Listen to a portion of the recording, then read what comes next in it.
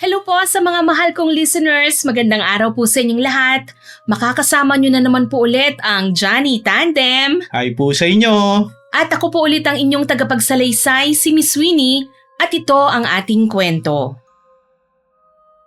Naranasan mo na ba ang magkaroon ng isang kaibigang bida-bida sa trabaho?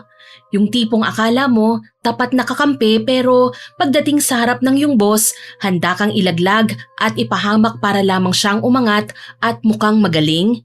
Ganyan mismo ang aking sinapit mula sa dati kong katrabaho. Dahil sa labis na ambisyon niyang umasenso kagad, nang apak at nagpahamak siya ng iba para lang makuha ang pinapangarap niyang posisyon. Ganito kasi ang totoong nangyari. Taong 2010. Unang araw ko sa isang di kalakihang garment factory sa Bulacan. Ipinasok ako ng kaibigan kong si Mara bilang quality inspector doon. Malaki ang naging utang na loob ko sa kanya dahil ito yung masasabi kong pinakamababang antas ng pamumuhay ko noon.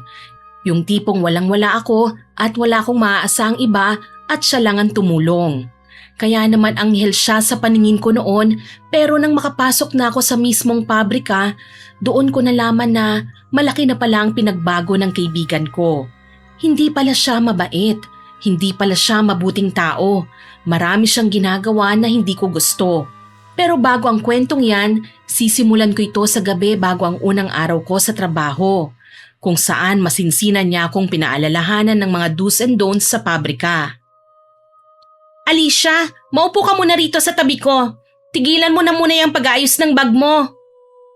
Oo, sige. Bakit may sasabihin ka ba o may ipagagawa? First day mo bukas, kaya kailangan nating mag-usap. Alam mo naman na, hindi ba ako ang nagpasok sa'yo doon? Kaya ang gusto ko, alam mo na ang mga patakaran para hindi ka magkamali at hindi ako mapahiya sa mga boss natin. Sige, sabihin mo. Makikinig ako ng mabuti. Unahin natin ang pinakamahalagang patakaran, ang oras. Ang pasok natin alas 8 ng umaga. Pero dapat alas 4 pa lang na madaling araw bumabiyahe na tayo. Ano? Ang aga naman nun. Ganun talaga. Ayokong magahol tayo sa oras at malate. Kasi alam mo na, napakahaba ng pila sa pagtap ng ID. Kapag pumila ka ng alas 7 na, naku siguradong mahuhuli ka sa pagpunta sa designated area mo. Mapapagalitan tayo kagad sa unang araw mo. Sige. Paano naman pagdating sa suot na damit? May uniform ba kagad tayo bukas? Wala pa sa unang linggo mo. Magsusuot ka muna ng t-shirt na walang tatak tsaka pantalon. Yung sapatos mo naman, dapat closed shoes ha? Okay. Paano naman sa buhok? Kailangan ba laging nakatali? Oo, obligadong magsuot ng hairnet o kaya itali mo ng mahigpit ang buhok mo sa likod. Yun ang iiwasan mo at tinitignan mabuti kapag nag-i-inspect ka. Dapat walang makitang hibla ng buhok sa loob ng plastic. Malaking issue yun sa company Oo sige. Hayaan mo pagbubutihin ko ang trabaho ko. Dapat lang ha. Ayoko talagang mapahiya tayo. Kapag nagkaroon ka ng mga problema doon, tiyak pati ako apektado rin. Alam mo naman na may tinatarget akong posisyon sa kumpanya. Pangarap ko yon, kaya kailangan mong pagbutihin talaga ha. Tsaka ito pa, wag na wag kang magdadala ng pagkain sa loob ng production area. Nako, bawal na bawal yon ha. Bawal ang candy, biskwit at kahit tubig sa bote malapit sa tela. Kapag nauuhaw ka, doon ka na lang sa dispenser sa dulo ng hilera pwedeng uminom. Paano naman kung sakaling kailangan kong pumunta sa banyo habang oras ng trabaho? Pwede naman magbanyo basta wag lang mayat maya. Bibigyan ka ng line leader ng isang kulay pulang pass card. 10 minuto lang ang limit mo sa banyo gamit ang card na yan, ha? 10 minuto lang? Paano kung lumampas ako sa oras? Hahanapin ka na kagad ng guard o ng mismong line leader at maaari kang bigyan ng warning letter dahil sa pag-aaksaya ng oras mo ng kumpanya. May kotang bawat oras kaya binibilang nilang bawat minuto na wala ka, ha? Medyo kinakabahan ako sa kota na yan, Baka maging mabagal ako sa pag-check at pag-aasikaso ng mga damit sa sorting area. Huwag kang mag-alala ng sobra sa kota sa unang 3 araw mo dahil trainee ka pa naman. Pero bilisan mo pa rin ang kilos mo para makita nila na may potensyal ka. Bawat damit na ibababa sa lamesa mo mula sa mga mananahi, titignan mo kung may mansya ng langis mula sa makina, kung may tastas na sinulid o kung tabingi ang pagkakatahi sa mga damit. Kapag maayos ang damit, itutupi mo na ng 3 beses at ipapasok sa plastic. Paano naman kapag may nakita akong defect o sira? Ilalagay mo lang sa pulang basket sa gilid mo. Wag na wag mong susubukang linisin o ayusin ang sira sa pwesto mo, Alicia, ha? Babagal ang takbo ng linya mo at may iipon ng mga damit sa lamesa mo kapag ginawa mo yan. Hayaan mo ang mga reworker ang gumawa ng trabaho nila.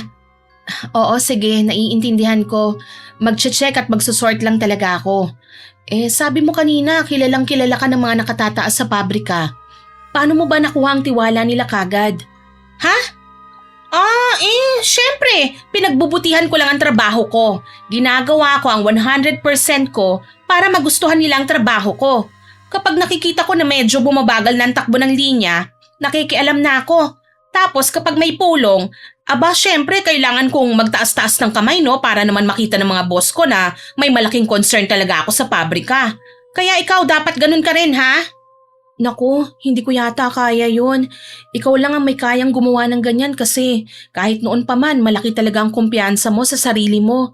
Ako kasi gusto ko lang ng tahimik na paggawa Pwede naman ang ganyang ugali kung ordinaryong buhay ang pag-uusapan natin. Pero sa loob ng garment factory, kung tatahimik ka lang dun sa tabi, parang baliwala ka lang. Tsaka alam mo, maraming tarantado doon, no? Baka maging subject ka ng mga bully kapag tatahi-tahimik ka lang. Dapat marunong kang magsalita. Alam mo kung paano mo ipagtanggol ang sarili mo. Sa bagay.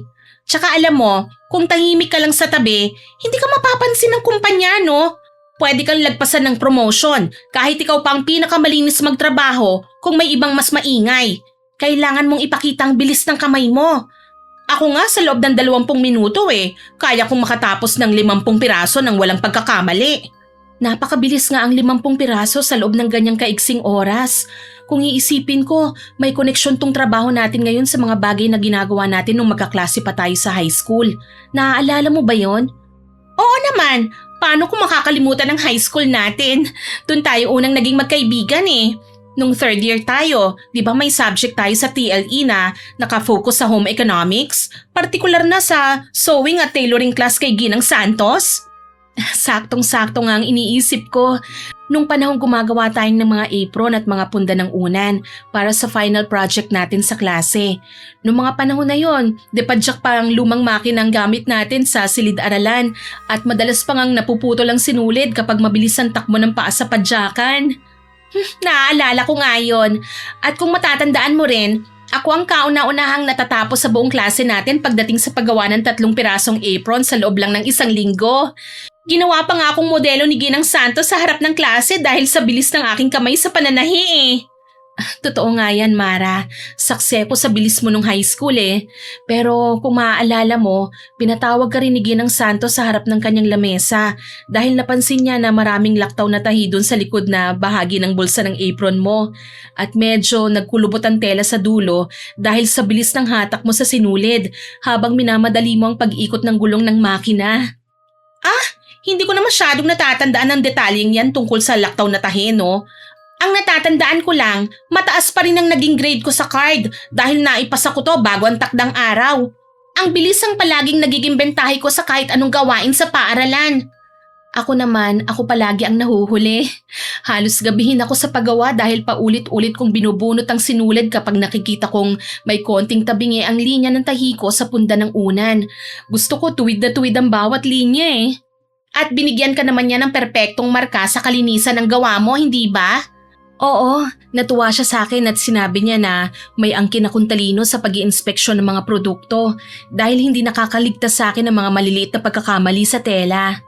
O di ba? Kaya nga nung magkaroon ng bakanting pwesto para sa quality inspector, ikaw kagad ang naisip kong ipasok Alam ko na bagay sa'yo ang trabahong kailangan tignan ng bawat detalye ng tahi.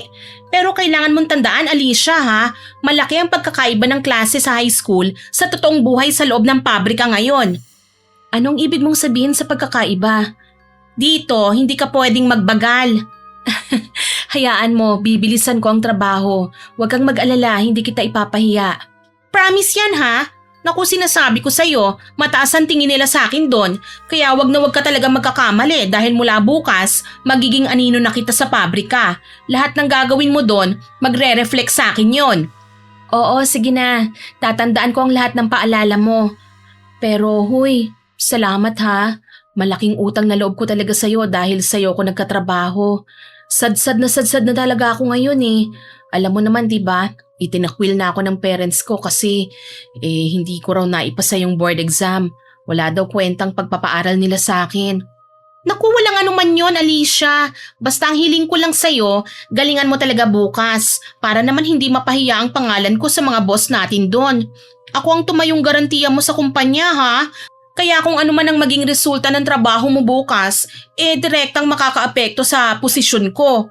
Huwag kang gagawa ng anumang bagay na ikakasira ng tiwala nila sa akin ha. Makakaasa ka, Mara. Gagawin ko ang lahat ng makakaya ko para maging maayos at mabilis. Mabuti naman at malinaw sa'yo ang lahat ng iyan. O sige na, magpahinga ka na. Gigisingin na lang kita ulit bukas para makapaghanda tayo ng maaga ha. Good night, Alicia. Good night din, Mara. Salamat ulit. Pagkaalis ni Mara sa kwarto, humiga na ako sa aking kama. Subalit hindi ako makatulog dahil sa halo-halong damdamin na nararamdaman ko. Sobrang kinakabahan ako na may kasama ring excitement dahil nga unang araw ko sa trabaho bukas. Paulit-ulit kong iniisip ang mga paalala ni Mara. Dahil dito, taimtim akong nagdasal na sana maging maayos ang aking trabaho bukas. Na sana matutunan ko kagad ang mga gagawin at hindi mapahiya ang kaibigan ko. Nakatulog naman ako sa wakas pagkalipas ng ilang oras. Pero ang pakiramdam ko talaga, kapipikit ko pa lang ng mga mata nang bigla akong yugyugin at gisingin ni Mara. Bigla akong napaupo sa higaan ko habang kinukuskus ang aking mga mata dahil sa antok. Pagtingin ko sa orasan na nasa ibabaw ng lamesa, nakita ko 3:00 pa lang ng madaling araw. Sabi niya gumayak na raw kami kagad kaya naman agad akong naglinis ng katawan, naligo at nagbihis.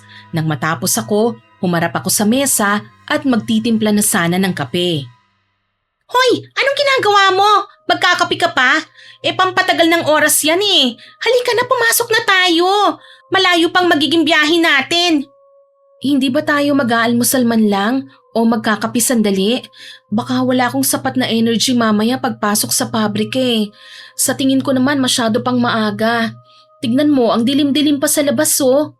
Hay, ano ka ba? Hindi mo kailangan gawin yan dito. Mamaya sa labas marami tayong madadaanan na bilihan ng kape at tinapay. Doon na lang tayo bumili. Hindi ba sinabi ko sa'yo kagabi, bawal ang malate? Oo nga eh.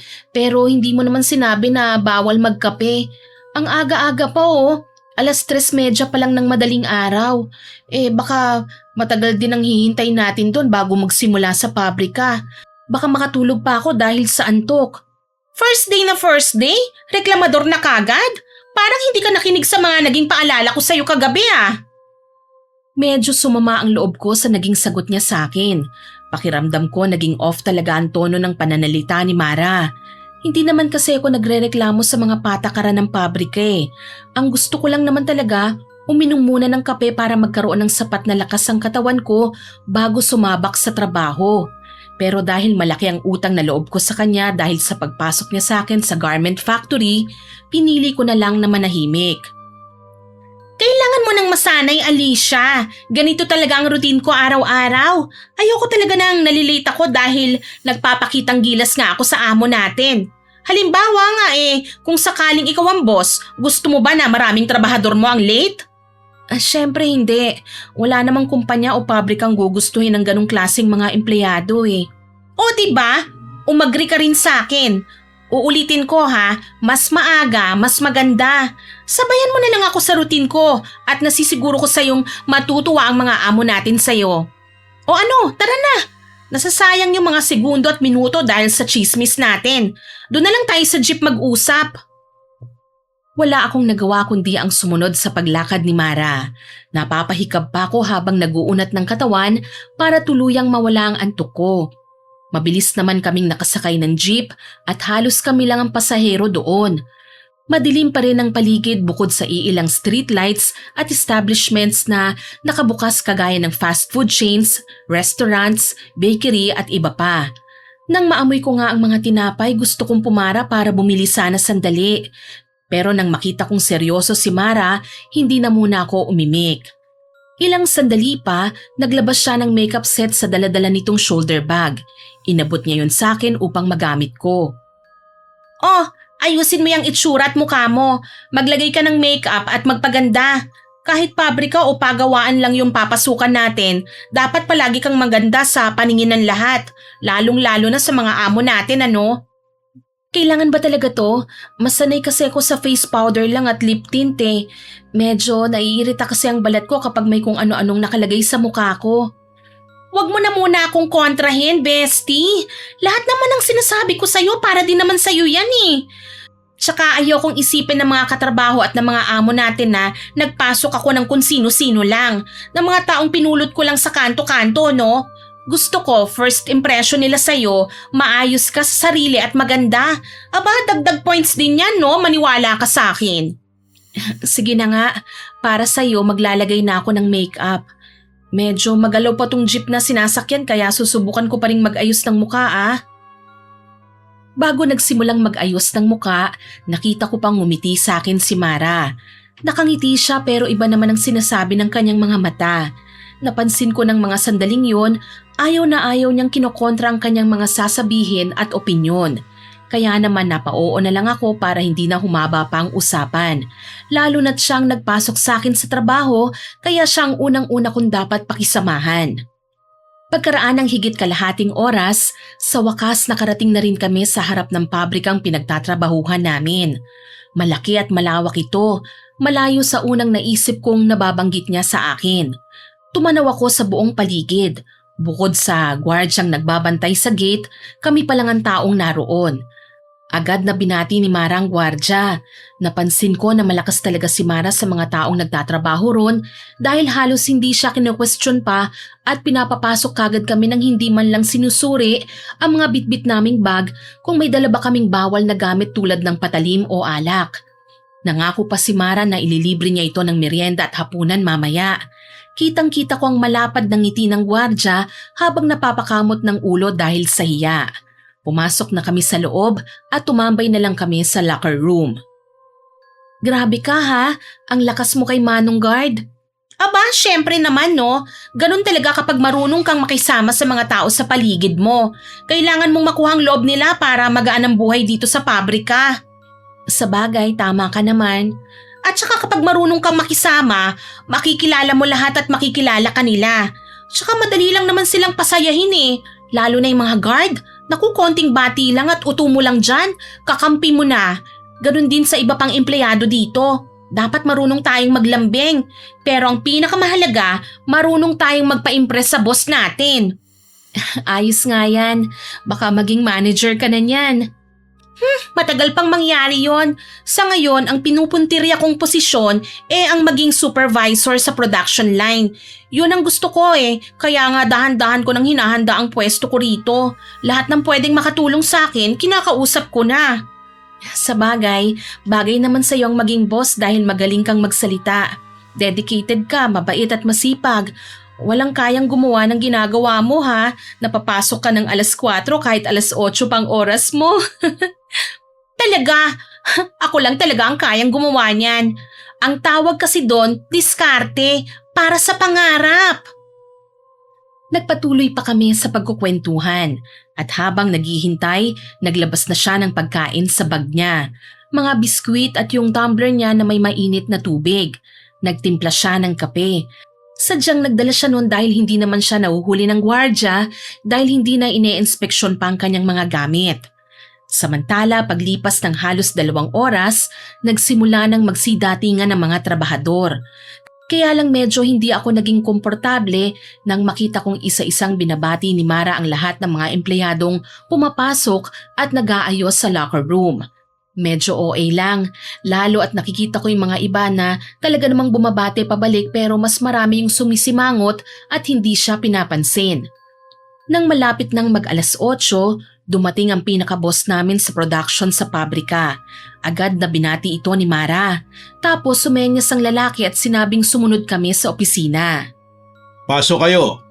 Maupo kayo rito sa tapat ng mesa ko. Salamat po. Siya na ba yung bagong hire natin sa inspection? Siya na nga po, sir. Kaibigan ko po siya, si Alicia. Good morning po, boss. Good morning din. Alicia, makinig kang mabuti kay Mara ha. Malaking pabor ang ginawa ni Mara para makapasok ka rito. Mataas ang tingin ko sa kanya dahil palaging nag-iisip para sa ikabubuti ng pabrika. Ang inaasahan ko, ganun din ang gagawin mo ha. Gusto ko maging mabilis ka rin mag-isip at kumilos. Gayahin mo ang sipag ng kaibigan mo. Yun ang aasahan kong makikita sa'yo mula ngayon ha. Opo, boss. Pagbubutihin ko po ang trabaho ko. Gagawin ko po ang lahat ng makakaya ko para hindi masayang ang pagkakataong ito at hindi ko po kayo bibiguin. Siguruhin mo lang, napakaraming gustong pumasok sa pabrika. Kaya kapag nagkamali ka, madali kitang mapapalitan. Ayoko sa mga empleyadong nagdanakaw ng oras ng kumpanya. Teka Mara, kumusta naman ang iba mong kasama dyan ha? May mga napapansin ka pa bang patulog-tulog at hindi productive sa oras ng trabaho? Marami pa po akong nakikita, boss. Isusulat ko po ang mga pangalan nila at ibibigay ko kagad sa inyo mamaya para mabigyan nyo ng memo at leksyon. Sige, aasahan ko yan ha. Huwag kang matatakot na magsalita at magsumbong sa akin. Kahit anong maging dahilan nila basta't nakita mong tatamad-tamad, aalisin kagad natin. Marami namang nakapili dyan para pumalit sa posisyon nila eh. Hindi ko rin maintindihan yung iba kung bakit tinatamad sila. Nag-a-apply dahil gusto ng trabaho. Tapos nung makapasok na, ayaw nang magtrabaho. Mga Pilipino nga naman. Ay naku, sinabi mo pa, boss. Kung hindi nyo po na itatanong parehong-pareho tayo ng prinsipyo sa buhay, boss. Pet peeve ko talaga yung mga tamad at mabagal kumilos. Dapat kapag trabaho talaga ang gagawin. Hindi yung kilos pagungka tapos gusto mo may sweldo. Minsan nga, boss, parang may mga nagagalit na sa akin dito eh. Ano nga po kaya ang pwede kong gawin? Matapos kong marinig ang mga sinabi ni Mara sa boss, bigla akong nakaramdam ng hiya at kaba. Ngayon ko lang naintindihan kung bakit marami ang sumisimangot at hindi pumapansin sa kanya doon sa locker room kanina. Sip-sip siya sa management at literal na nilalaglag pala niya ang mga kapwa namin manggagawa para lang magmukha siyang magaling sa boss namin.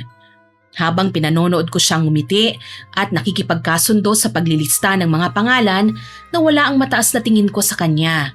Oo, malaki ang utang na loob ko dahil tinulungan niya akong makapasok. Pero sobrang hindi ko nagustuhan ang ugaling pinakita niya doon sa opisina. Naisip ko tuloy kung kaya niyang ipahamak ang ibang tao ng ganun kabilis, baka gawin niya rin sa akin oras na magkamali ako o maging sagabal ako sa mga plano niya. Kaya natahimik na lang ako sa upuan ko. Huwag mong pansinin yung mga may ayaw sa'yo. Hindi lahat ng tao magugustuhan tayo. Parang sa business lang yan. Maraming taong gusto tayong pabagsakin kahit maganda naman ang intensyon ng pabrika. Marami silang nasasabi at paninira kahit wala naman tayong ginagawang mali. Basta ikaw, gawin mo lang ang trabaho mo ha. Akong bahala sa'yo.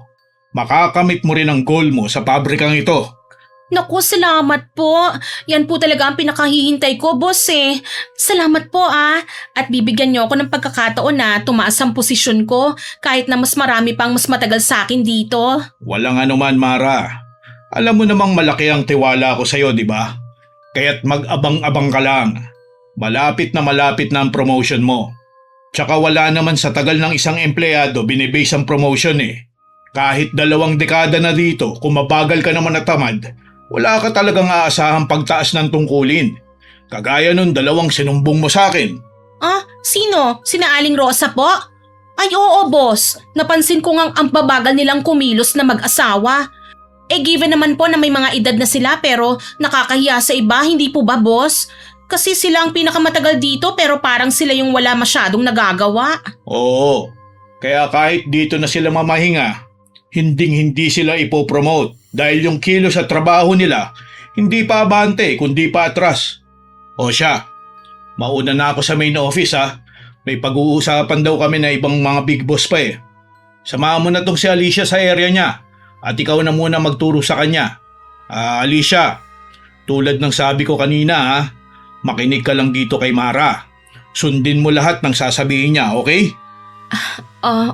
Sige po, boss. Pagkalabas namin ng opisina ni Boss Valdemar, dumiretso na kami kagad sa production area. Pagdating namin doon, nandun na yung mga kasama namin sa trabaho.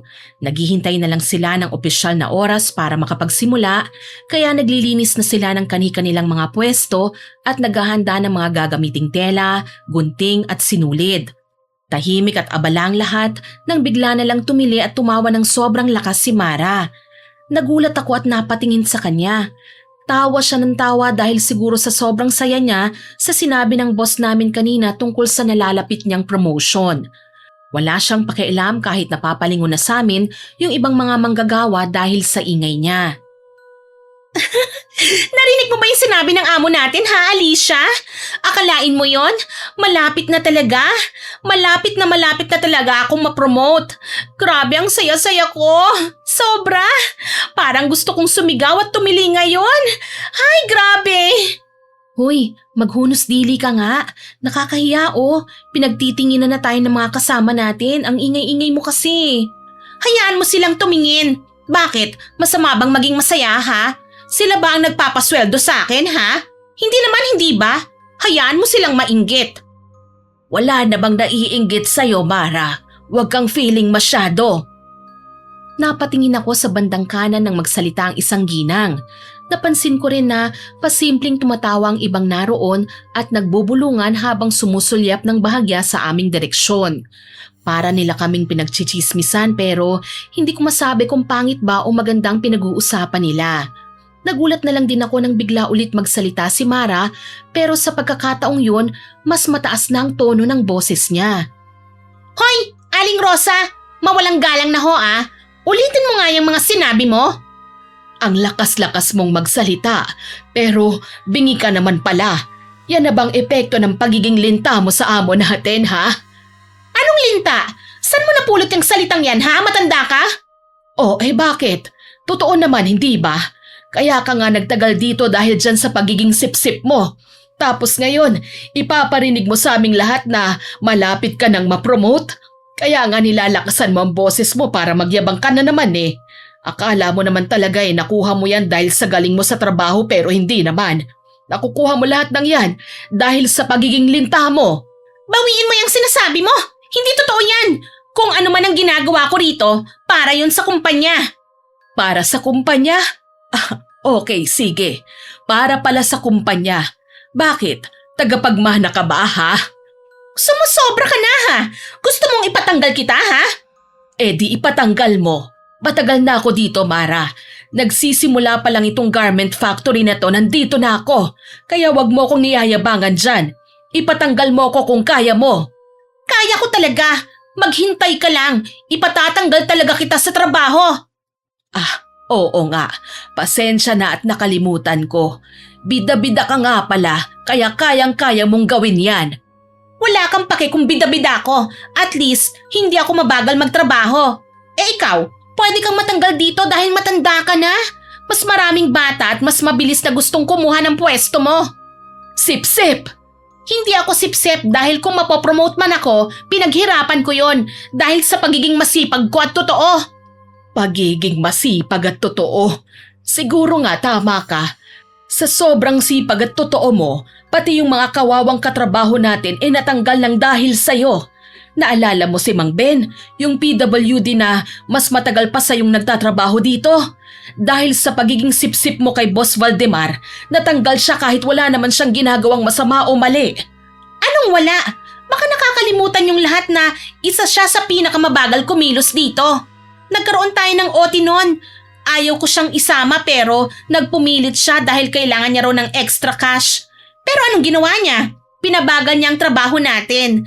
At dahil sa kanya, wala tayong masyadong natapos na trabaho ng gabing yon. Sinong napagsabihan kinabukasan? Hindi ba ako? Dahil PWD nga siya, Mara. Puto lang isa niyang paa kaya mabagal siyang gumalaw at kumilos. Hindi mo man lang ba iniintindi yon, ha? Ganyan na ba kasamang ugali mo para patulan siya at isumbong pa sa amo natin? Nang dahil sa'yo natanggal siya at nawalan ng trabaho ngayon, napilitan siyang manirahan sa kalye at manlimos na lang dahil walang ibang tumatanggap na pabrika sa kanya. Wala kang awa, wala kang puso. Nagulat ako sa mga narinig ko. Hindi ko tuloy maiwasang mapatingin kay Mara. Hindi ako makapaniwalang magagawa niya ang ganung bagay. Pero kahit ganun, binigyan ko pa rin siya ng benefit of the doubt dahil baka nami-misinterpret lang siya ng mga katrabaho namin. Hindi ko kasalanan kung isa lang ang paa niya at parte siya ng PWD. Malinaw sa pulisiya ng pabrika na lahat tayo rito pantay-pantay. Hindi ba't nilinaw na yan ni Boss Valdemar sa atin, ha? Babae ka man o lalaki, bakla ka man o tomboy, pipi ka man o pilay, dapat ang trabaho walang special treatment. Ang gawa ng isa dapat gawa rin ng lahat. Kung tutuusin, lugi pa nga ako sa inyo eh. Hindi ko kayo kapantay pagdating sa trabaho. Mas masipag ako. Kaya kung ma-promote man ako, hindi yun dahil sa sip-sip ako, kundi nagsipag lang talaga ako. Kaya sana gayahin niyo ako, no? Hindi yung nagre-reklamo pa kayo. Gagamitin mo pa yung taong pilay na wala rito. Walang iya ka talaga, Mara. Ikaw na nga ang naging dahilan ng pagkakatanggal niya. Ikaw pa itong walang respeto sa pagkatao niya. Hayop ka! Ah! Aray ko! Bitiwan mo nga ako! Halos maging estatwa ako sa pagkagulat dahil sa biglaang pagsugod ng ginang kay Mara. Sunod-sunod na sampalang natanggap niya at ang kasunod nun ang pagsabunot ng malakas sa mga buhok niya. Tumagal yon ng ilang segundo bago ako nakakilos upang pigilan silang dalawa sa pag-aaway. Tama na po yan, tama na. Mali na mag-away po kayo rito, Aling Rosa. Pakiusap, tama na po. Huwag kang makialam dito, babae. Hindi mo alam ang ginagawa niya dito kaya manahimik ka na. At ikaw naman, Mara, hindi kita mapapatawad. Wala kang ideya kung ano ngayon ang pinagdadaanan ngayon ni Ben. Hayop ka, sip-sip ka. Masyado kang bida-bida kaya dapat sa'yo sinasakal at sinasabunutan para matauhan ka sa pinaggagawa mo. Tama na! Sabing bitiwan mo ako eh! Bitiwan mo na ako! Tuluyang napahiga ang kaibigan kong si Mara sa sementadong sahig. Dinaganan naman siya ng ginang at may iba pang tumulong sa matanda para saktan si Mara. Sinubukan ko silang awatin pero hindi ko magawa. Labis ang galit ng matanda sa kanya kaya ayaw rin itong bitawan ng mga buhok ni Mara. Hanggang sa dumating na ang ibang kalalakihan. Dahil sa kanila, sa wakas, napaghiwalay na ang mga nag-aaway. Pinagmasdan ko ang mukha ng matandang babae. Bakas na bakas sa mga mata niya ang galit habang nanginginig na nakakuyom ang kanyang kamay. Si Mara naman sobrang gulo na ng buhok at may ilang sugat na rin sa mukha. Pagbabayaran niyo to! Lalong-lalo ka na, Aling Rosa! Magbabayad ka sa pananakit na ginawa mo sa akin! Sisiguraduhin ko na bago matapos ang araw na to, mawawalan kayo ng trabaho at matatanggal ka sa pabrika! Matapos niyang sabihin yon, dire-diretsyong naglakad si Mara papunta sa main office ni Boss Valdemar. Gusto ko man siyang sundan pero mas pinili ko munang lapitan ng ginang upang kausapin siya at malaman ang totoong nangyayari sa pabrika bago pa ako dumating dito. Nilapitan ko si Aling Rosa para kausapin siya ng masinsinan. Sorry po sa mga nasabi ni Mara, pero di ba may punto naman yung mga sinasabi niya? Nagsasabi lang po siya ng totoo. Nahihibang ka ba? Ha? Iha, hindi tama ang manghila ng kapwa pababa para lang umangat siya. Hindi niya gustong ayusin ang trabaho. Ang gusto niya, matanggal kaming lahat para siyang bida. Naiintindihan ko naman po na masama ang ginawa niya kay Mang Ben. Pero hindi naman po siguro sa lahat ng pagkakataon mali siya. Hindi mo kami naiintindihan. Alam ko kampi ka sa kanya dahil siyang nagpasok sa iyo rito. Wala kang choice kundi ang pumanig sa kanya, hindi ba? Nakakaawa ka. Nagpagamit ka sa taong wala namang ibang iniisip kundi ang sarili niya. Nang sabihin niya yon, sandali akong natahimik at napaisip. Mukhang tama rin siya na baka kaya ko lang pinagtatanggol ang punto ng kaibigan kong si Mara dahil may utang na loob ako sa kanya. Kung tutuusin, maling-mali talaga ang mga pinagsasasabi at ilang pinaggagawa niya. Maya-maya pa unti-unting lumapit sa amin ang iba pang mga empleyado mula sa kabilang linya. Halos lahat sila bakas ang inis sa kanilang mga muka. Nagsimula silang magsalita tungkol sa mga karanasan nila sa kamay ni Mara. Gayon, nakita mo na kung anong klaseng tao yung kaibigan mo. Araw-araw ganyan yan dito. Nananagasa ng kapwa para lang makapagpabida sa management. Kaya nga sinasabi ko sa'yo, Iha, magmasid ka muna rito sa loob. Pakinggan mo ang mga hinaing namin bago ka humusga. Walang masama sa pag-asam ng promosyon. Lahat naman tayo gustong umangat sa buhay. Pero wag naman sana sa paraang manlalamang ka ng ibang tao. Siguro madalas magkwento sa iyo yang si Mara, pero puro pabor lang sa kanya ang mga sinasabi niya. Tama ang asawa ko, Iha. Pag-isipan mong mabuti kung kanino at saan ka lulugar dito. Magtanong-tanong ka sa ibang mga empleyado. Halos lahat ng tao rito, iniiwasan si Mara. Yung iba, nakikisama na lang sa kanya dahil natatakot magsumbong kay Boss Valdemar at mawalan ng trabaho. Tignan mo nga kami. Kapag nandyan siya sa paligid, pilit naming binibilisan ng kilos kahit hingal na kami. Lalo na kaming dalawa ni Rosa. Matatanda na kami.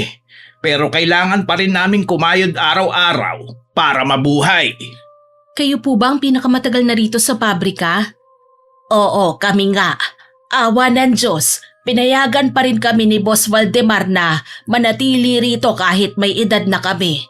Sabi niya noon, ayaw niya na kaming tanggalin dahil malaki ang naitulong namin noon nagsisimula pa lang ang kumpanyang ito.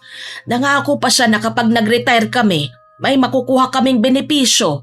Yun na lang ang tanging inaasahan at pinanghahawakan namin.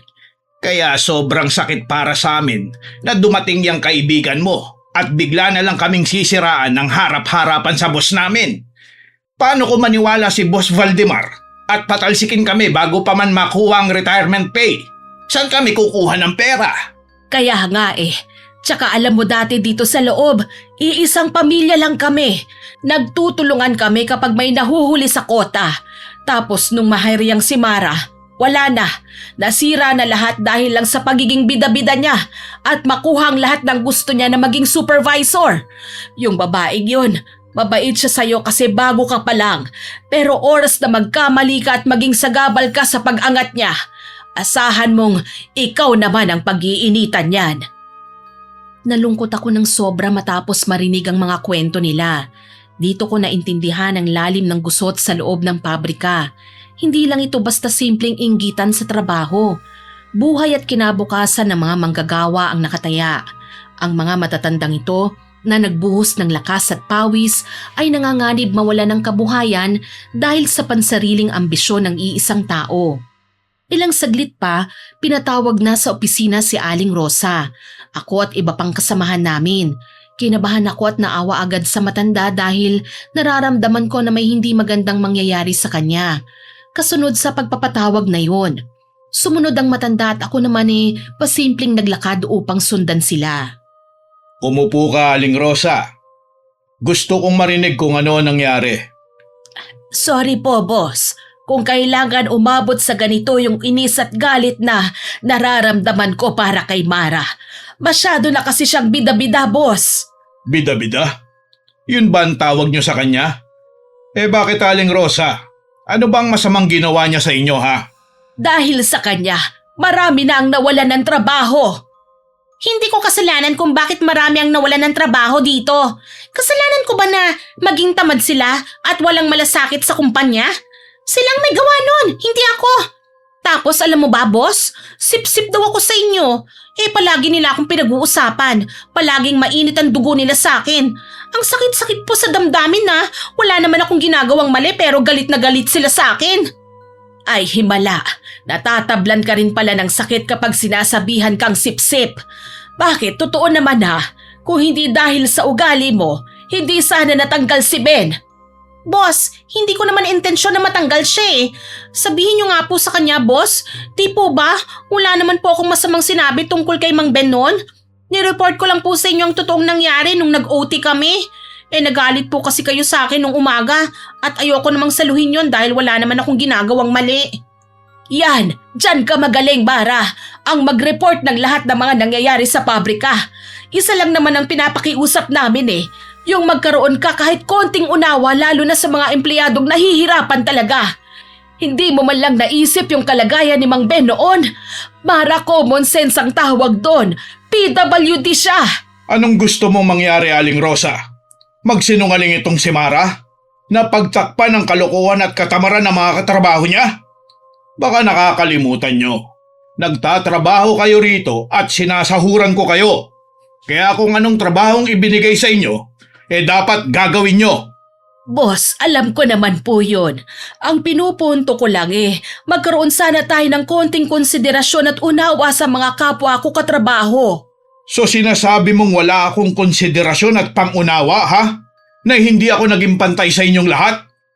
Alam nyo sa sarili nyo na kahit anong klaseng tao, tinatanggap ko rito sa pabrika ko. Lahat binibigyan ko ng pagkakataon. Pero ang pinakaayaw ko lang, yung mga tamad sa pabrika ko. Boss, kailangan niyo pong malaman ang totoo. Hindi naman po tamad si Ben noon Mabagal lang po siya dahil sa kondisyon niya sa paa. Pero nagtatrabaho po siya ng maayos. Ang problema, pinalabas nitong si Mara na pabigat siya sa kumpanya. Tignan mo sinasagot-sagot mo pa si Boss Valdemar. Imbis na makinig ka dahil tama siya, nagdadahilan ka pa at kinokontra ang mga sinasabi niya. Pinagmumukha mo pa akong sinungaling Sinasabi ko lang naman sa kanya kung ano ang nakita ko sa production area natin. Kahit kailan, hindi ako nagsinungaling kay boss. Tapos, nananakit ka pa? Sinampal mo ko at sinabunutan. Tapos yung mga kakampi mo kinaladkad ako at pinagkakalmot ang mukha ko. Nanampal ka, Aling Rosa? Alam nyong mahigpit na pinagbabawal ang pisikal na sakitan dito sa pabrika. Kaya nga boss, sobrang nasaktan ako at napahiya ako sa mga kasamahan namin. Kawawa po talaga ako. Kahit tanungin mo pa si Alicia nakita niya po kung anong ginawa sa akin ng matandang yan. Ano?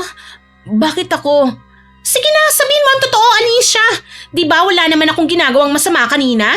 Natuwa lang naman ako kanina kasi sa pangako ni Sir na mapopromote ako sa mga susunod na araw. Tapos yun, nagalit na sila at sinabunutan na ako ni Aling Rosa. Totoo ba yun, Alicia, ha? Opo. Ganun nga po ang nangyari pero... di ba sinabi ko naman sa inyo, sir Ay, nako. Kayo talaga. Sakit kayo sa ulo. Makinig kayong lahat sa akin, ha? Lalo ka na, Aling Rosa. Ayoko ng gulo rito sa pabrika. Negosyo to. Hindi to palengke para magsigawan at mag-away kayo. Dahil dyan sa mga nangyari, pareho ko kayong bibigyan ng huling pagkakataon. O sige, mag-ayos kayo ngayon din sa harapan ko. Pero sir, paano po ako? Naku, paniguradong mas lalo akong kakawawain ng mga yan dun sa labas. Nakita niyo naman ba ang ugali nila? Kahit nasa harapan niyo ang tapang pa rin nilang sumagot-sagot at magbintang sa akin. Paano pa kaya mamaya kapag umalis na kami rito? Baka mamaya hindi lang sabunot at sampalang abutin ko sa kanila. Tama na, Mara. Ang gusto ko, magkaayos na kayong lahat. Hindi na yan gagawin sa'yo ni Aling Rosa. Dahil alam niyang mananagot siya kapag inulit pa niya yon. Hindi ba, Aling Rosa? Opo. Pasensya na po, boss. Hindi na nga po ito mauulit. Teka lang, bakit naman ganon? Mara, bakit ganyan ang mukha mo, ha? Hindi maipinta.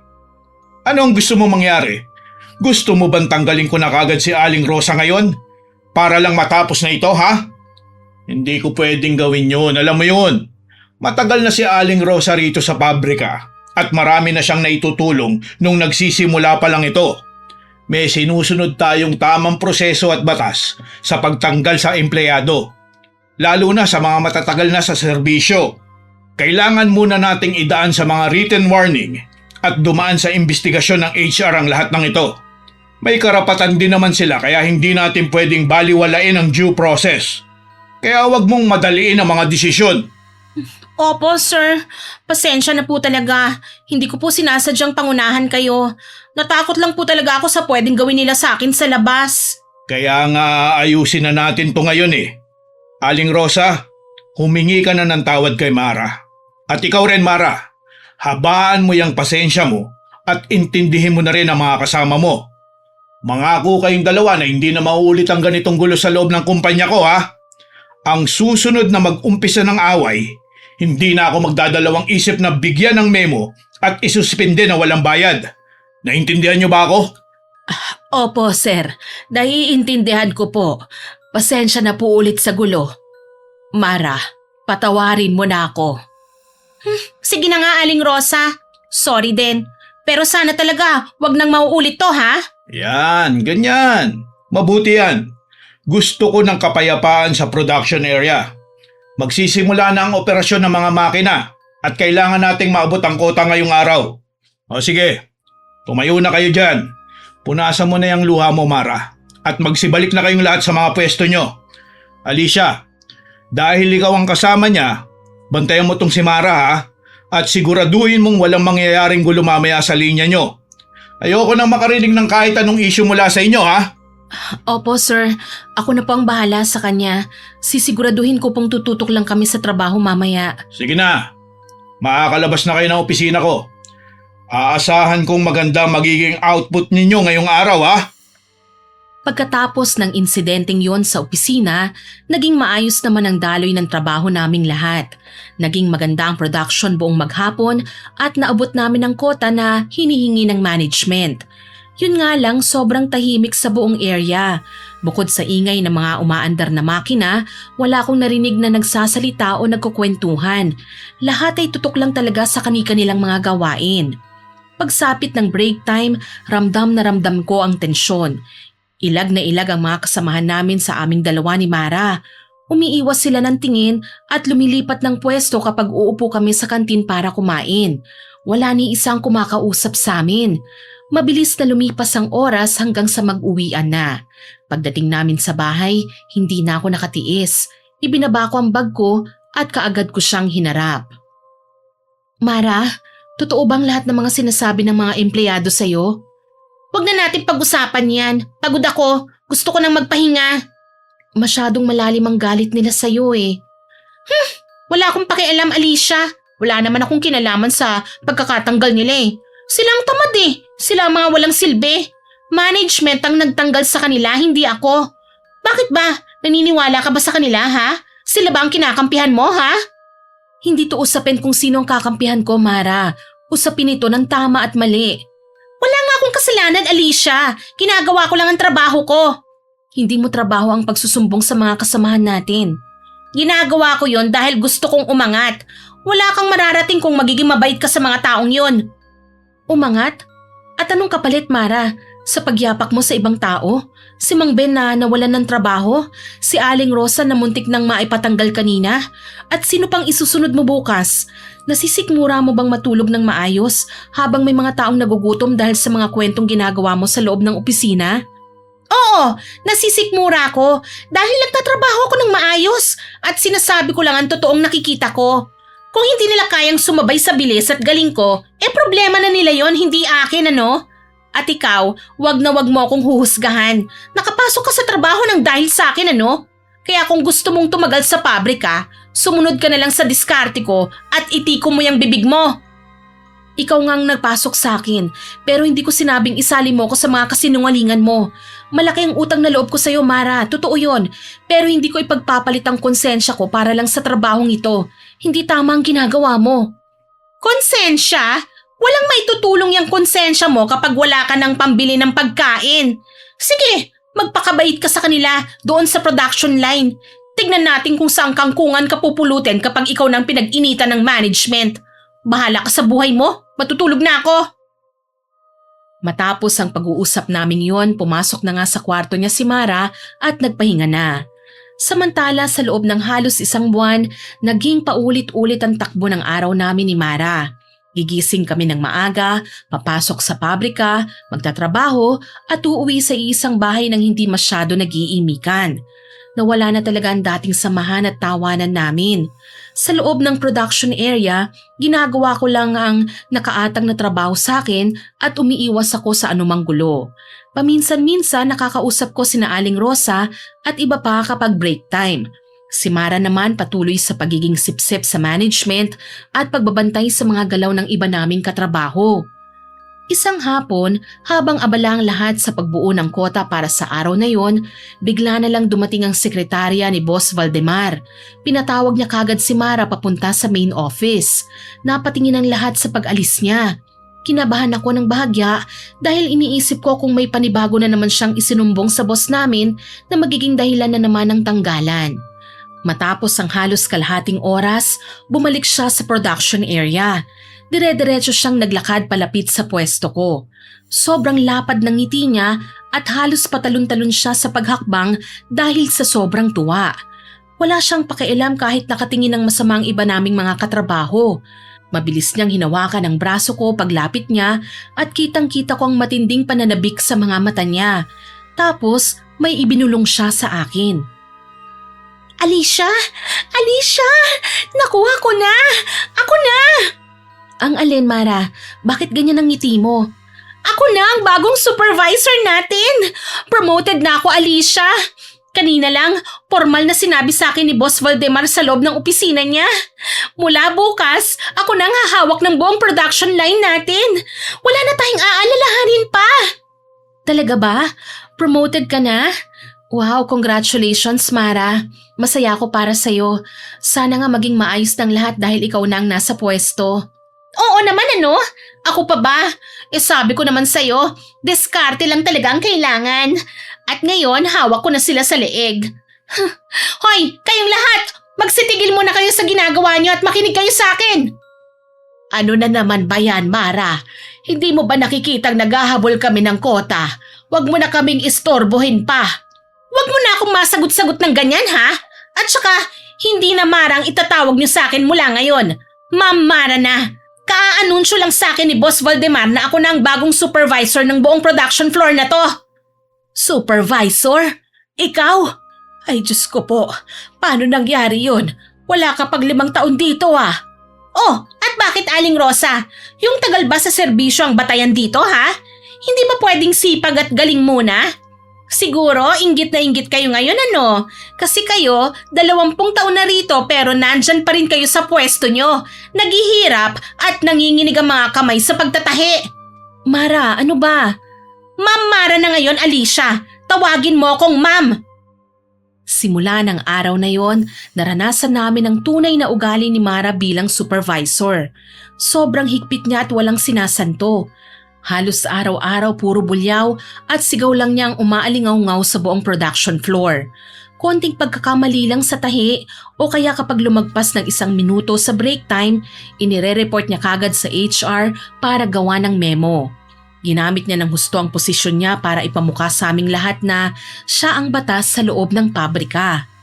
Dahil sa mga ginagawa niya, mas lalong dumami ang nainis at nagalit sa kanya. Kaba at takot ang bumalot sa mga katrabaho namin.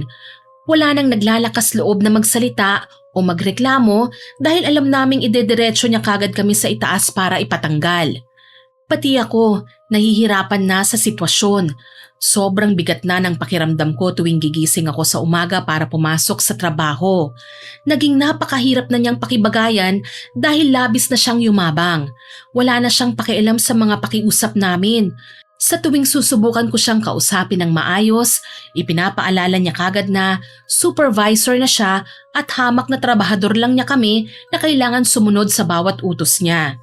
At hindi lang yun, dahil ginamit din niya ang posisyon niya para pabigatin ang buhay ng matandang mag-asawa sa loob ng pabrika. Ha? Ano ba to? Sino ang nagtahi nito? Aling Rosa? Tumayo ka nga dyan? Bakit po, Ma'am Mara? Ano po bang problema?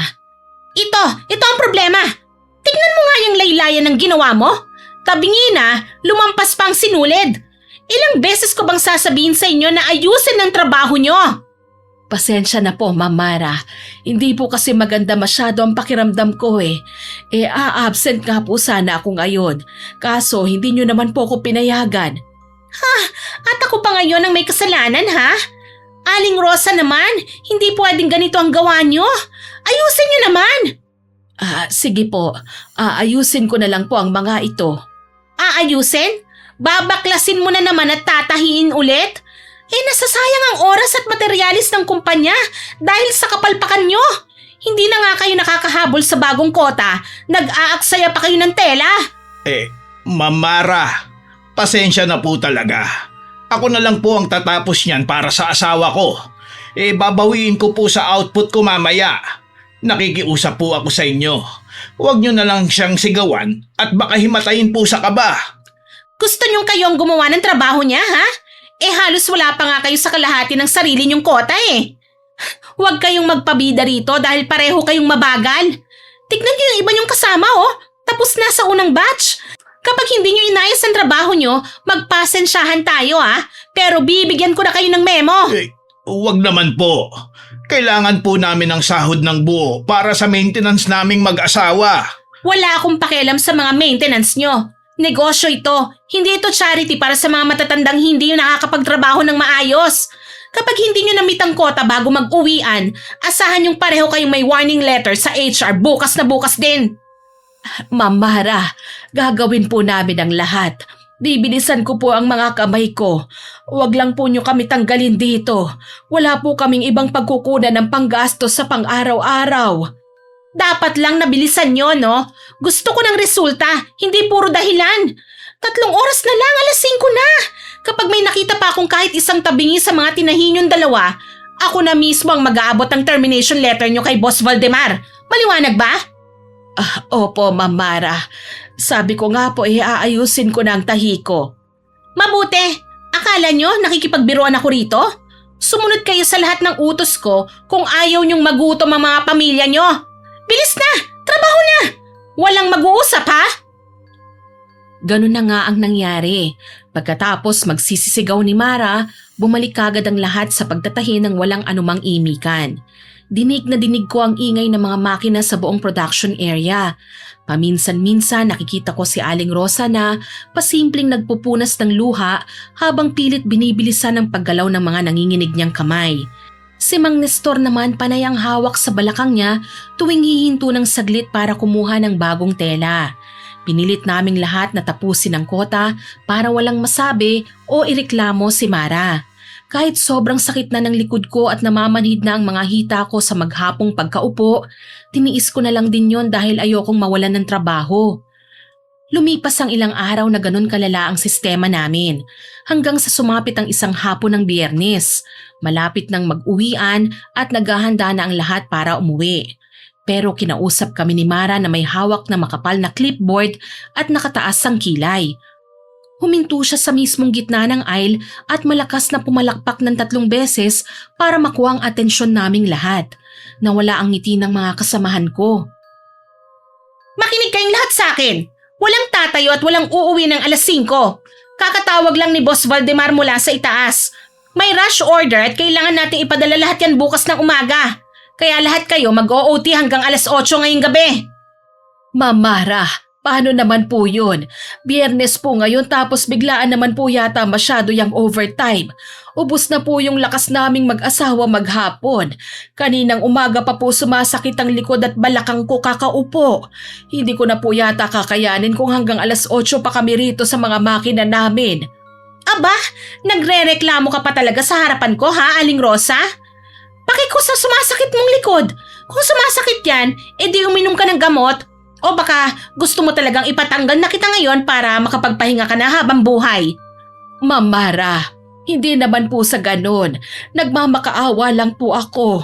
Sana po inabisuhan niyo man lang kami ng maaga kahit kaninang tanghali man lang.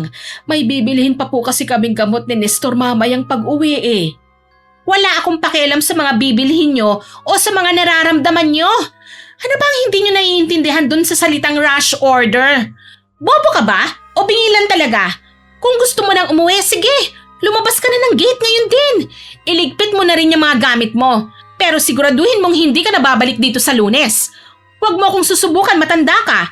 Matagal ko nang gustong tanggalin ka sa pabrikan to at binibigyan mo talaga ako ng dahilan. Ay, sige na po, Ma'am Mara. Ayos lang naman po yun eh. Mag-OOT po kaming dalawa ni Rosa. Tatapusin po namin yung rush order ninyo. Pasensya na po kayo sa asawa ko ha. Pagod lang po talaga siya at sumama ang pakiramdam. Huwag niyo po siyang pag-initan at sisigawan. Nakikiusap po ako sa inyo. Mabuti naman at gumagana pa ang utak mo kaysa sa asawa niyong reklamador, Mang Nestor. Dahil sa pagbabanta ni Mara, wala nang nagreklamo kahit isa sa amin. Agad kaming nagsibalikan sa kanya-kanya naming pwesto at trabaho para ipagpatuloy ito. Samantala bandang 7:00 ng gabi, tinatawag ako ni Mara. Nakapamewang siya at nakatingin sa akin. Alicia, samahan mo nga akong mag-ikot at mag-supervise sa mga tao rito. Naku, nakakahiya naman po sa ibang nandito, Ma'am Mara. Gagawin ko na lang po kung ano yung trabaho ko. Ayoko namang i-take advantage yung posisyon na meron yung kaibigan ko. Sinusuway mo ba ako, ha? Ang sabi ko, samahan mo akong mag-supervise. Ano bang mahirap sa utos kong yon, ha? Ako na nga lang ang nagpapagaan ng trabaho mo rito, ayaw mo pa? Hindi naman po sa ganon. Oh, edi samahan mo ako.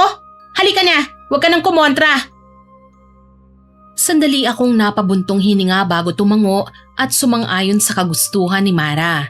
Nagsimula na siyang maglakad-lakad at utusan ng mga trabahador na naroon.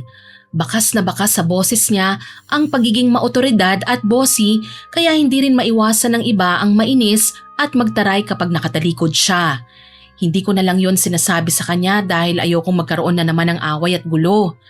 Ilang sandali pa, nabaling ang atensyon ni Mara dahil sa malakas na pag-ungol ng dalawang matanda na sina Aling Rosa at Mang Nestor.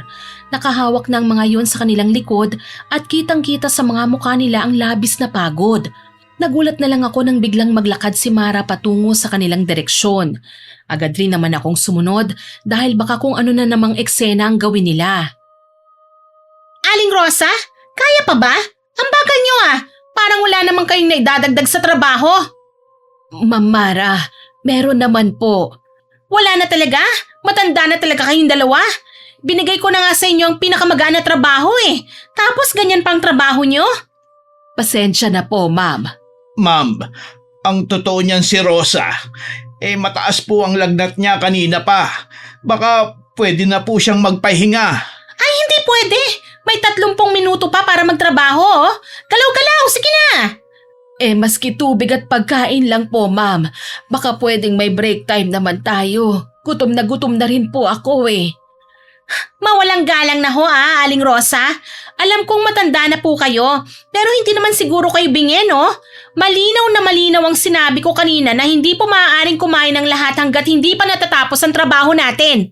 Uulitin ko po hanggat hindi pa natatapos ang trabaho natin. Malinaw na po ba yon Aling Rosa? O gusto niyo po bang ulitin ko pa? Walang iya. Akala mo kung sino? Langaw lang naman nakatungtong sa kalabaw. Biglang tumahimik ang buong production floor. Lahat kami ay napatigil sa pagtatrabaho at napalingon kay Mang Nestor. Nagulat kami sa sinabi niya at hindi makapaniwala na kaya niyang sabihin yon kay Mara. At si Mara naman, biglang natigilan din. Nakita kong namula ang buo niyang mukha. Kilala ko si Mara eh. Hindi niya palalampasin ang pasaring na sinambit ng matandang lalaki. Anong sinabi niyo? Bastos ka!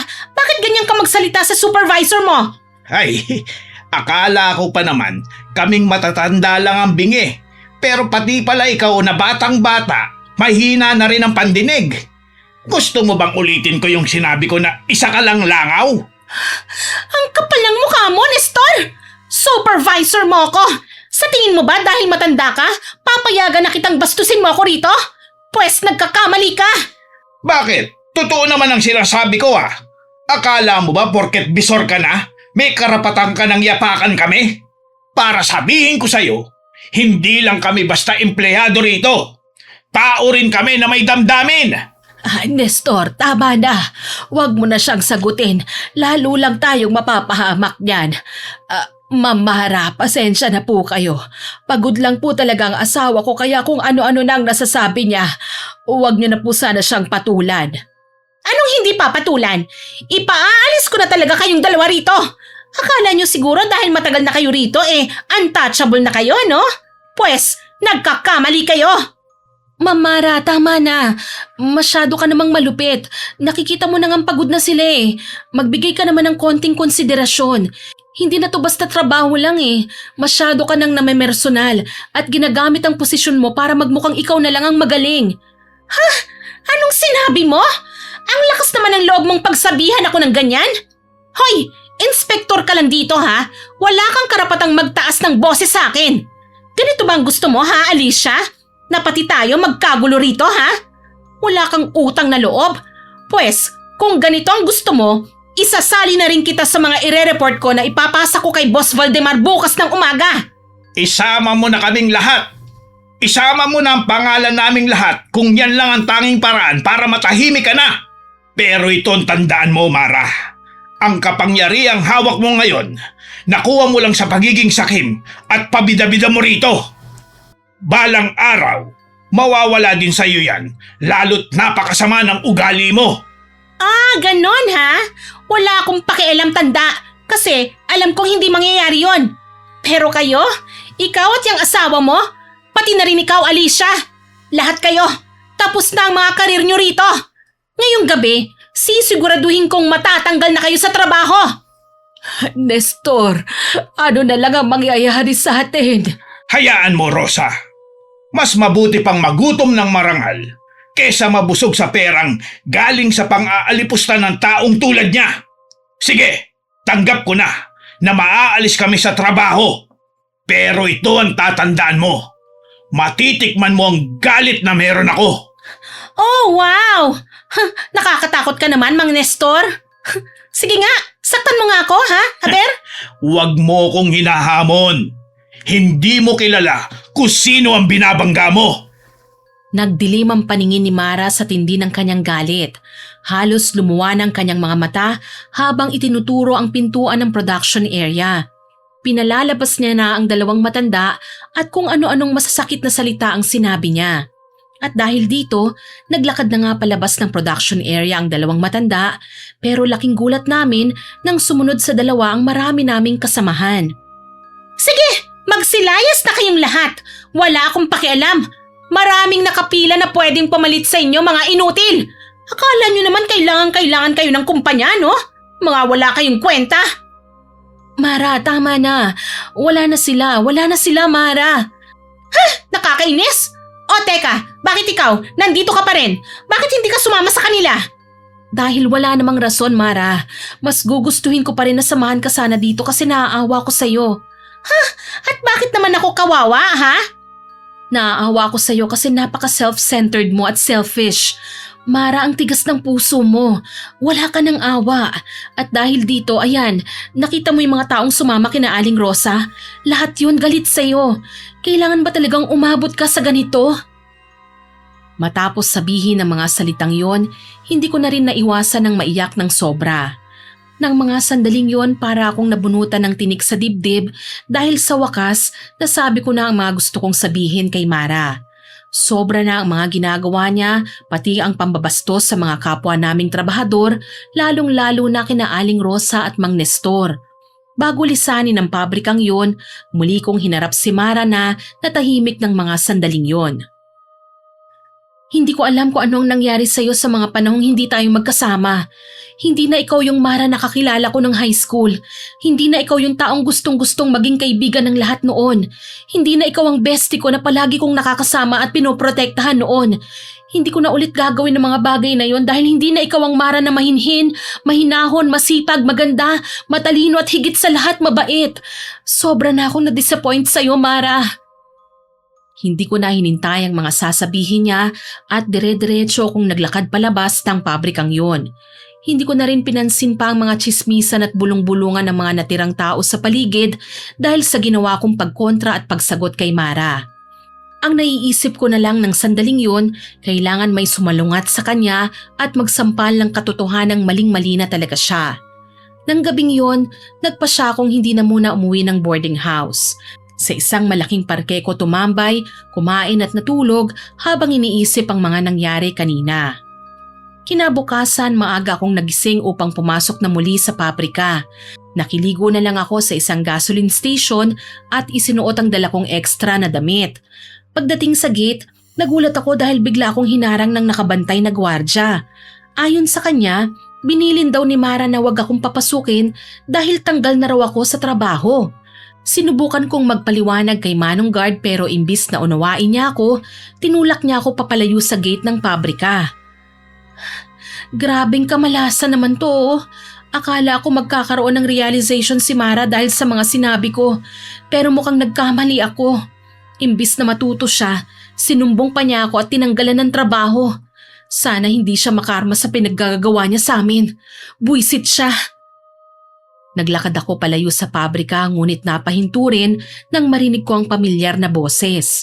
Mula sa isang bench hindi kalayuan sa kinatatayuan ko, naroon ang dalawang matanda, sina Aling Rosa at Mang Nestor. Nakaramdam ako ng kaba dahil mukhang natulad din sila sa sinapit ko. Dahan-dahan akong lumapit at napahinto rin kagad nang marinig ang matinding iyak ni Aling Rosa. Pinili ko na lamang magtago at makinig sa usapan nilang dalawa. Ano nang gagawin natin, Nestor? Wala na tayong trabaho. Wala na tayong pagkakakitaan. Hindi man lang nila tayo binigyan ng dapat na sasahurin natin ngayong buwan. Akala ko pa naman maiintindihan tayo ni Boss Valdemar. Pero nagkamali tayo. Mas kinampihan nila ang bida-bidang babaeng yun. Hindi ako makapaniwala na ang amo pa natin ang kakaladkad sa atin palabas ng pabrika. Nakakahiya, Nestor. Sobrang nakakahiya. Hayaan mo na sila, Rosa. May mga tao talaga sa mundo na sadyang sakim at masasama. Huwag ka mag-alala. Hindi ako papayag na dito na lang matatapos ang mga nangyari sa atin. Nagpigil ako. Sinubukan kong ikalma ang sarili ko. Sinubukan kong tumalikod sa maling gawain. Pero ano nangyari? Binigyan lang nila ako ng dahilan para muling ibalik ang dating ako. Nestor, hindi mo na kailangan gawin yan. Hindi mo na kailangan pang umabot sa ganoon para lang mabigyan ng hustisya itong mga nangyari sa atin. Hayaan mo na lamang sila. Subukan na lang natin na maghanap ng ibang trabaho. Kung wala talagang tumanggap sa atin, gayahin na lamang natin si Ben. Mamalimos na lang tayo para makakain at mabuhay sa araw-araw. Total, wala na rin naman tayong pamilya rito. Hindi ako papayag na magaya tayo sa sinapit ni Ben dahil sa kakagawan ng babaeng yon. Hindi ako papayag na pagkatapos niya tayo tanggalin sa trabaho, tatanggapin na lang natin yun. Halika na. Kailangan nating makahanap ng maayos na lugar. Kailangan mabigyan natin ng leksyon ng babaeng yun dahil sa pagiging bastos niya at bida-bida. Pati na rin sa amo nating si Boss Valdemar na nangakong hindi niya tayo pababayaan pero sa uli, tinanggalan din tayo ng trabaho sa pabrika. Magbabayad sila. Tuluyan na ngang tumayo ang dalawang matanda at naglakad papalayo sa pabrikang yun. Ako naman napako sa kinatatayuan ko dahil sinusubukan ko pang intindihin ang mga sinabi ni Mang Nestor. Hindi ko kasi masyadong maunawaan yun pero base sa pagkakarinig ko, mukhang hindi magandang sasapitin nila Mara at Boss Valdemar. Kaya naman pagsapit ng gabi nang makauwi na ang lahat, sinubukan kong bumalik sa boarding house kung saan din nakatira si Mara. Hindi ko alam kung bakit ako kinakabahan ng mga sandaling yun, pero ibinaba ko na lang ang pride ko para makita at makumusta siya. Mara? Mara, nandyan ka na ba? Pwede ba tayong mag-usap? Gusto ko lang sanang linawin ang lahat ng mga nangyari at nasabi ko sa'yo kagabi. Gusto ko lang na... Hindi ko na ituloy ang mga sasabihin ko dahil narinig kong napapasigaw siya at napapaungol na animoy pinahihirapan. Kaya naman hindi na ako nag-alinlangan pang buksan ang pinto ng aming boarding house. Nakalak yun kaya wala akong ibang magawa kundi sipain ito ng ilang beses. Makalipas ang halos 3 minuto, sa wakas nabuksan na ang lock nito at bumukas na ang pinto. Mara? Mara, anong nangyari sa'yo? Nasaan ka? Mabilis ko siyang hinanap hanggang sa matagpuan ko siya sa banyo. Naabutan ko siyang nakayuko sa bowl ng inidoro habang nagsusuka ng matindi. Hindi ko masyadong makitang sinusuka niya pero base sa paghihirap na nararanasan niya, mukhang kakaiba ito. Mara? Mara, kamusta ka na? Bakit ka nagkakaganyan? Anong nangyayari sa'yo? Mara, humarap ka nga sa akin. Nandito ako para tulungan ka. Mara, harapin mo ko. Napasigaw ako at napaupo sa sahig sa sobrang gulat nang makita ko ang itsura ni Mara. Halos manginig ako at mapatakip ng bibig dahil sa itsura niya. Puno ng malalalim at mahahabang kalmot ang mukha niya, leeg, braso at binti niya. Kitang-kita ng mga kalmot yon na siya mismo ang gumawa sa sarili niya. Bukod sa mga sugat, napuno rin ang balat niya ng malalaking butlig-butlig. Tumutulo rin sa bibig niya ang kulay itim na malagkit na likido na sinusuka niya sa inidoro. Sobrang baho ng amoy ng suka niya. Parang nabubulok na kung ano. Hindi ako makapaniwala sa nakikita ko. Tulong! Tulungan mo ako, Alicia! Hindi ko na kaya! Hirap na ako! Mara, ano bang nangyayari sa'yo? Hindi ko alam, Alicia. Kanina pang tanghali, sumama ang pakiramdam ko sa pabrika. Ang kati-kati ng balat ko. Tapos bigla na lang akong nilagnat. Pinauwi na ako ni Boss Valdemar dahil namumutla na raw ako. Pagdating ko rito, lalong lumala. Hindi ko mapigilan ang sarili ko. Parang may gustong lumabas sa ilalim ng balat ko kaya ako nakalmot ang sarili ko. Mabuti pa, tara na sa ospital. Kailangan makita ng mga doktor ang kalagayan mo. Agad kong inalalayan si Mara palabas ng boarding house. Halos pasuray-suray siya sa paglalakad. Parang wala nang lakas ang kanyang mga binti. Sa bawat galaw niya, ramdam ko ang panginginig ng kanyang katawan. Buti na lang may dumating na tricycle kaya mabilis kaming nakarating sa pinakamalapit na ospital. Pagdating namin sa emergency room, naging mabilis ang kilos ng mga nurse at doktor. Agad siyang inasikaso, nilapatan ng oxygen at binigyan ng kung ano-anong gamot sa dextrose.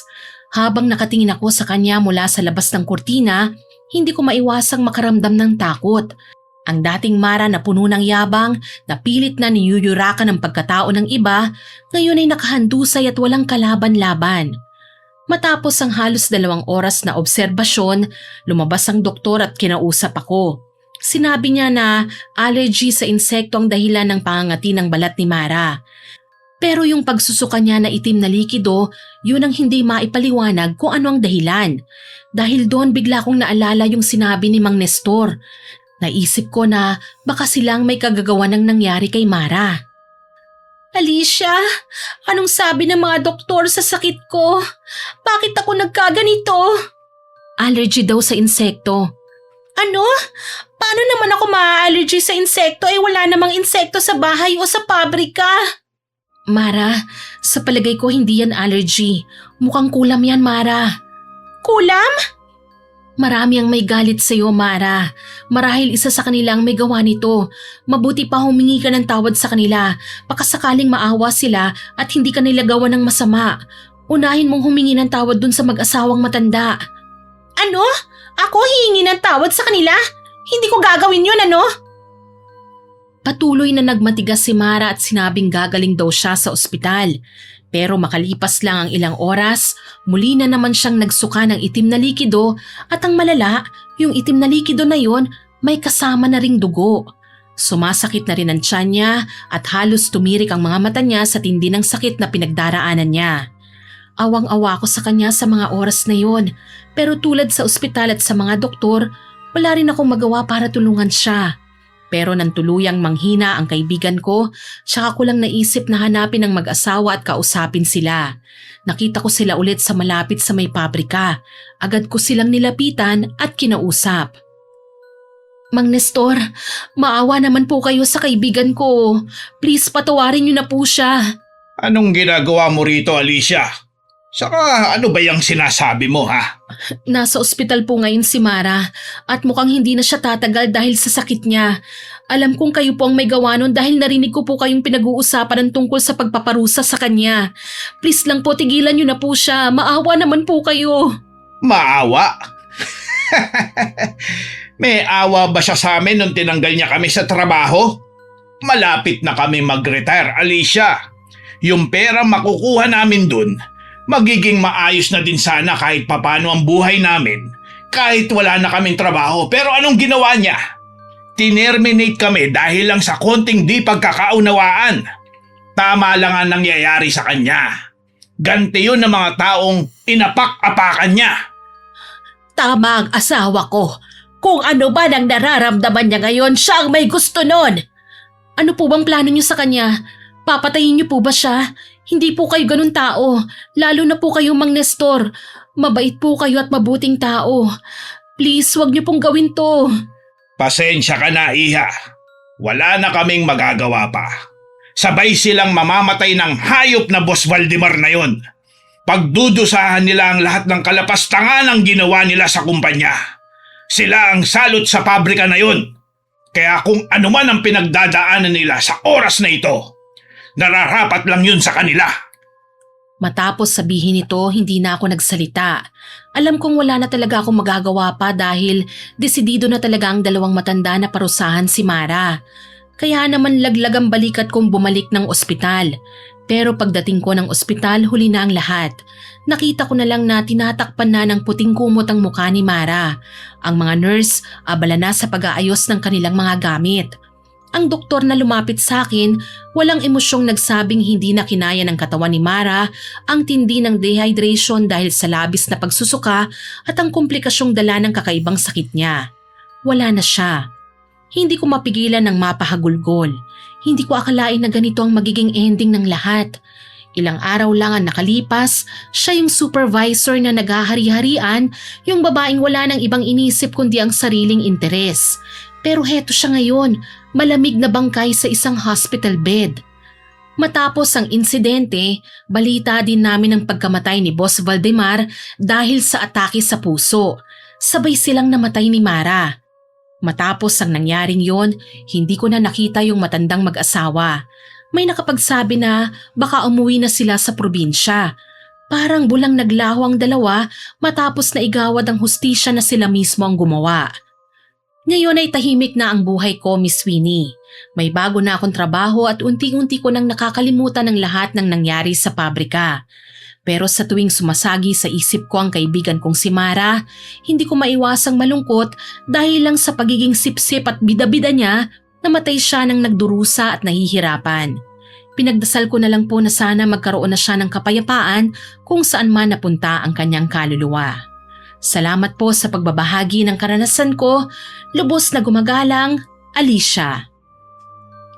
Sana po nagustuhan niyo ang ibinahagi naming kwento sa inyo ngayon. Pero bago ko po tapusin ito, hindi ito makukompleto nang walang shoutout sa ating masusugid na listeners. Yun! Shoutout po kina Grace De Castro, Kay Ana Alvarez, kay Enrique Gascon, kay Dins Rodriguez, at kay Roslyn Solas na nag-comment po sa under na Mr. Upload. Ang sabi po niya, isa po kayo sa narrator na napakalinis ng pag-switch ng voice. Pag hindi mo pinanood ang video, iisipin mo talagang hindi iisang tao ang nagsasalita. yan si Miss Winnie. Salamat po ma'am sa maganda po ninyong comment at papuri. Kukunin ko na rin po ang pagkakataong ito para magpasalamat po sa lahat ng nakinig at nagkomento sa mga nauna naming upload. Alam niyo po lahat po ng mga comments niyo, ako po mismo ang nagre-reply doon ha, at nababasa ko po ang lahat ng iyon. Tama. At natutuwa po kami dahil nakaka-flatter po lahat ng papuri ninyo. Salamat po sa inyong lahat. Abangan niyo pa po sana ang mga susunod naming upload ha, at huwag kalilimutang mag-subscribe, like, share and comment sa mga stories namin. Para po mabilis niyong makita kung may bago kaming upload, pindutin niyo lang po ang notification bell para lagi kayong updated at notified. Aasahan ko pa rin po ang inyong suporta ha. Konti na lang po, marireach na natin ang 100k malapit na po. subscribers. Oo. Siyempre sa tulong po ninyo yan. Muli, ako po si Miss Winnie at kasama ko pa rin po si Sir Jan. Go, go, go! Team Johnny! Nagpapasalamat po kami sa inyong walang sawang pakikinig at pagsuporta. God bless po sa ating lahat!